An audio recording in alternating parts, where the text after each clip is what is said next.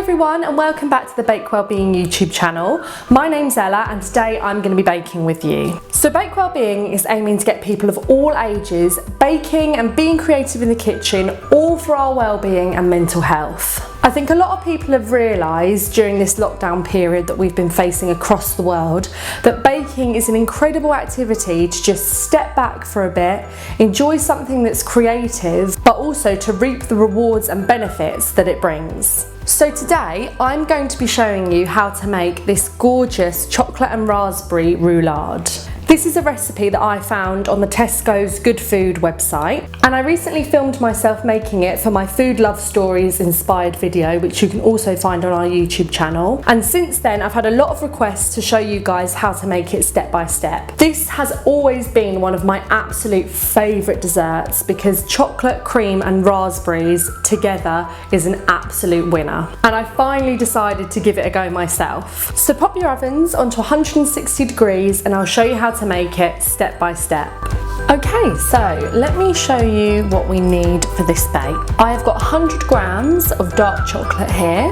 Something with a high amount of cocoa in it is really good. So this one's 50%. The recipe does suggest 60%, but this is all I could get my hands on, so I'm just gonna roll with it. I've got 300 millilitres of double cream, 100 grams of caster sugar with a few teaspoons extra to sprinkle, 200 grams or 1 punnet of raspberries, 4 eggs and a couple teaspoons of cocoa powder. So first things first, we need to melt the chocolate. So to melt the chocolate, I have a medium-sized saucepan filled with boiling water, which I've put onto a low heat. And then the chocolate is just going to sit on top in a glass bowl. This one's Pyrex, and I'm going to wait for it to melt.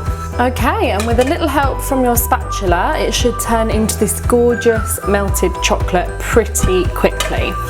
So I'm just going to leave that on a really low heat now, just to keep it in a nice melted state. So the next step is to separate the eggs. So what we're going to do is pop the egg whites into a large bowl that you can either use an electric mixer or a KitchenAid with, and that is going to whisk up our egg whites into a lovely fluffy foam.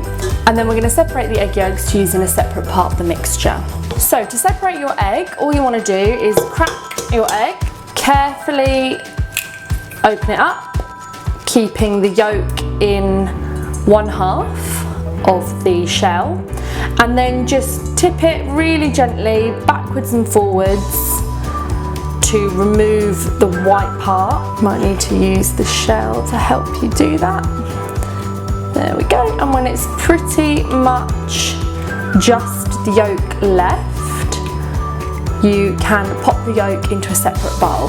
And I'm just going to do the same with the other 3.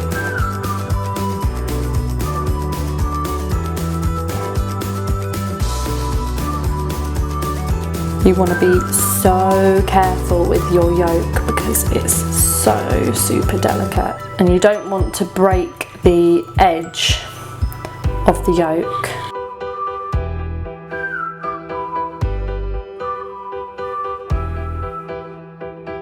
If you get a really nice even break between the egg, then you've got sort of similar size cups, which is a good way to do it. So the yolk can sit really comfortably and securely in the shell and you won't lose it, hopefully.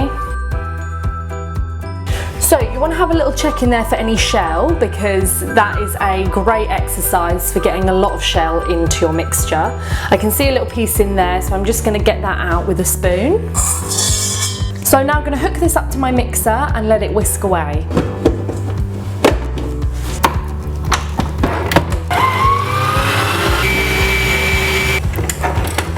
And then you will have that turn into this gorgeous fluffy cloud, which doesn't fall when you turn it upside down, and that is ready to go.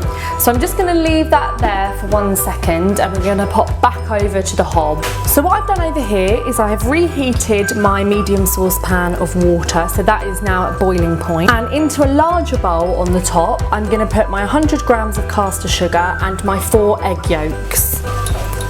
In they go. And in goes the sugar.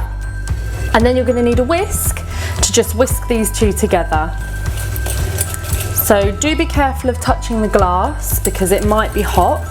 It'll be very stiff at first, but once it starts to warm up, it's going to go into this nice liquidy paste. And that's what we want to whisk until it becomes nice and thick and leaves a trail behind. So again, this is one of those ones where you want to whisk away until your arm starts to hurt and then whisk some more. It will take 5 or 10 minutes to thicken this up to the right consistency. So you'll start to feel when this is ready because it will become quite heavy and it will leave that trail behind. So that's when it's ready to add in the melted chocolate. So check this glass bowl, it should hopefully be okay to touch at this point, and the chocolate should hopefully have stayed in a nice melted state.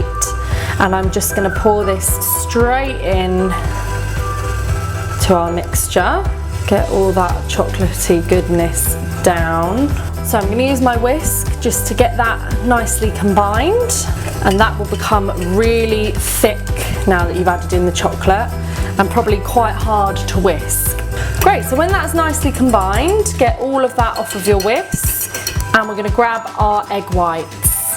So we're now going to fold in the egg whites into this mixture and that's going to help loosen it up really, really nicely. And we're going to keep it on the heat, which is just going to help it to combine. Make sure you get your spoon right to the bottom of the bowl, just so you catch every last bit. And then I'm just going to give it one sort of quick-ish mix, just to get rid of any lumps and all become one. So once that is looking fabulous, I'm just going to take that off the heat very carefully and allow that to sit for a moment. And then I'm going to get my tin ready. Okay, so for this bake, I'm going to need a really large and rectangular tin. So I am using my potato roasting tin again, which is perfect for a sheet bake and just slightly different to the recommended size. So I'm taking some greaseproof paper and I've used the tin to trace it to the right size, and I'm just going to get a little bit of butter and that's going to go on the tin base and the sides to be used as a sort of glue, which is going to help the greaseproof paper stick to it. And then all I have to do is cover the whole thing in greaseproof paper. So I'll pop the measurements of this tin down in the description and also the measurements that are suggested in the recipe. But whenever a recipe says a measurement of a tin, I just think of it as a guideline because you won't always have exactly what they're asking for. And you just got to work with what you've got. So those little snips in the bottom of the strips for the edges is just going to help it to mould into the rounded sides of the tin. And now we've just got to fill the tin with our mixture. So again, check the bowl because it could still be hot before you pick it up, and then just pour the whole thing in there. And then I'm just going to use my spatula just to spread that out across the base of the tin and get a nice even layer. And once it's covering the whole base, I'm just going to give it a little shake side to side and forward to back just to make sure that it's really even, and you can see how airy this sponge is going to be because of all the bubbles in there. See? So this is going to go into the oven for 20 to 25 minutes and I'll check it by pressing the top, and as soon as it springs back, it's ready to be taken out. Okay, so just before the cake is ready to come out of the oven, you want to lay out a piece of greaseproof paper about the same size as your cake. And then I'm just going to use the extra caster sugar I've got here just to sprinkle over this.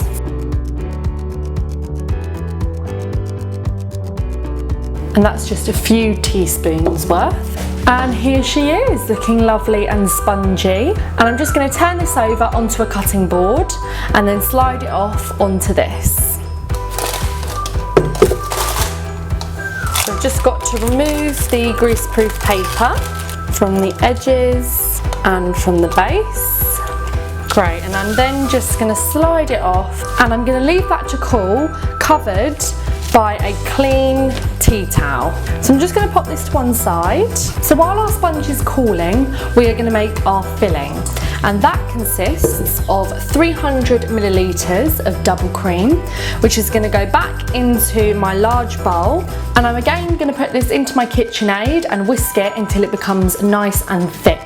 So if you're using the same bowl as earlier like I am, make sure after you've washed it that it is completely dry, because if there's any water in here, it's going to separate the cream, it will curdle and then probably turn into butter. I have made that mistake too many times.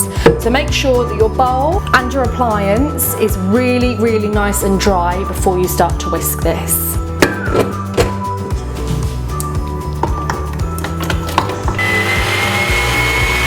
Okay, and it shouldn't take long for that to turn into a lovely thick cream, as you can see here. Now into this cream, I'm going to put some raspberries, and I'm going to put about half of these into the mix.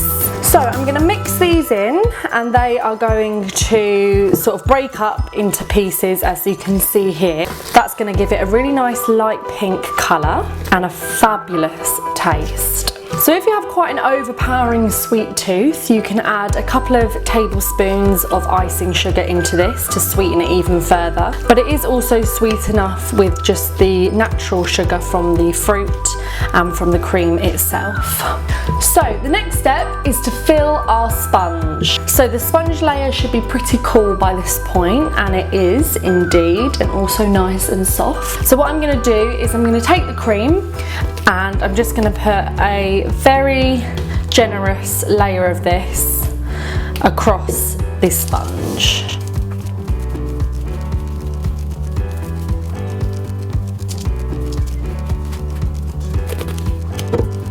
So you want to also make sure that you get this right up into the edges, but you do want it to be slightly thicker in the centre, because when you roll this up, you don't want it to all escape out the sides. So if it's really thick at the edges, that will probably happen. Okay, now for the fun bit. We're going to roll her up. So just as a little disclaimer, this part does not always go to plan, and it's very easy for the sponge to crack, especially if you've let it cool for too long.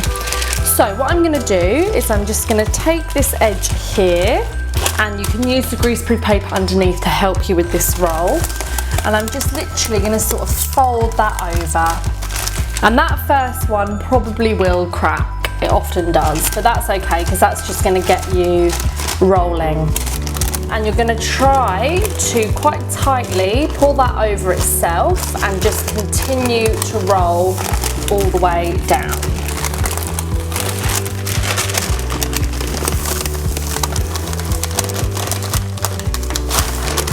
And then I'm going to grab a spatula to move it off and pop it onto a plate.